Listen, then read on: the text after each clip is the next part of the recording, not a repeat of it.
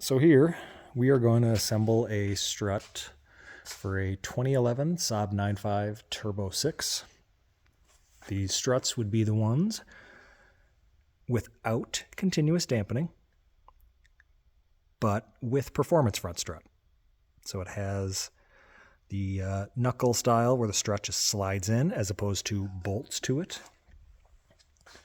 And here I have all the input parts and the tools. Notice there's no impact gun. Do not use an impact gun on your struts. So let's see how this works. First thing, I take the boot and the top washer, get it into the groove. Okay, take the bump stop. Let's get this up here.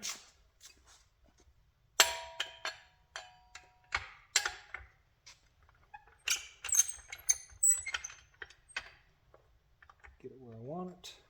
Okay, bump stop.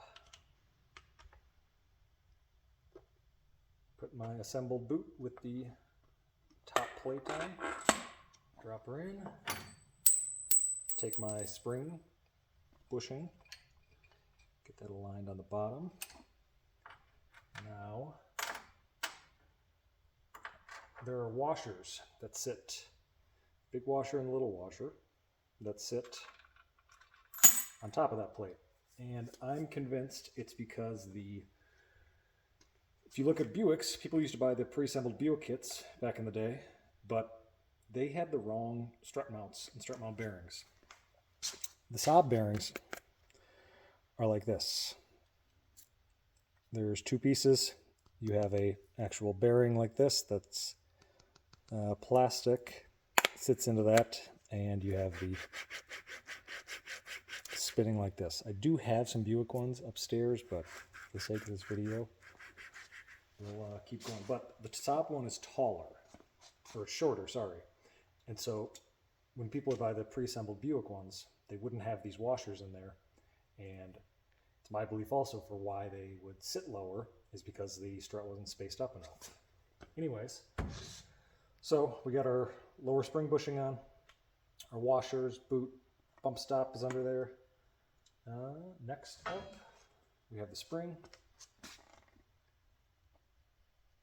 Now, I wouldn't want to be making all these kits if I had to do it using a Widowmaker spring compressor. This thing is my favorite tool.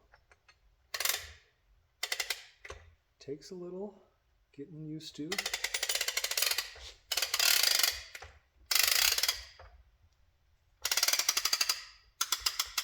Okay, now we can drop our strut mount on, take our top washer, drop it in.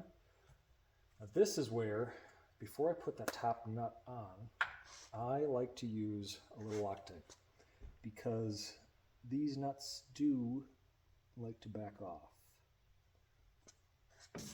Now, take my top nut, thread it on by hand as far as I go, grab my pass through, finish tightening it. Okay. Now, put my ratcheting wrench on there and then counter hold. Torque's 50, so the strut is not going to spin.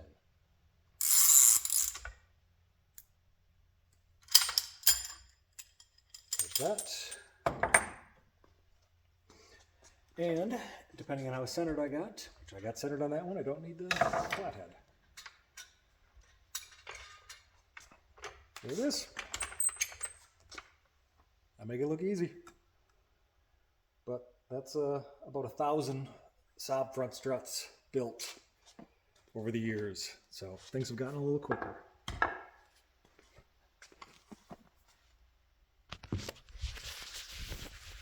Here is your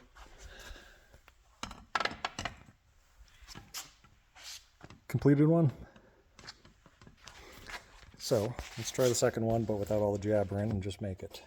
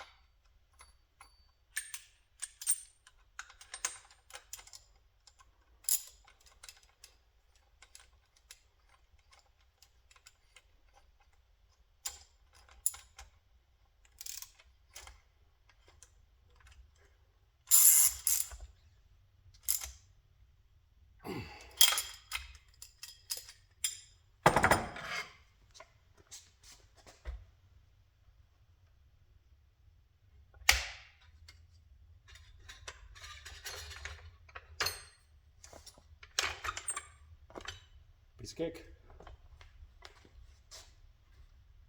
Of course I cheated because I had already taken all the parts out. But anyways, just thought that was an interesting follow-up video.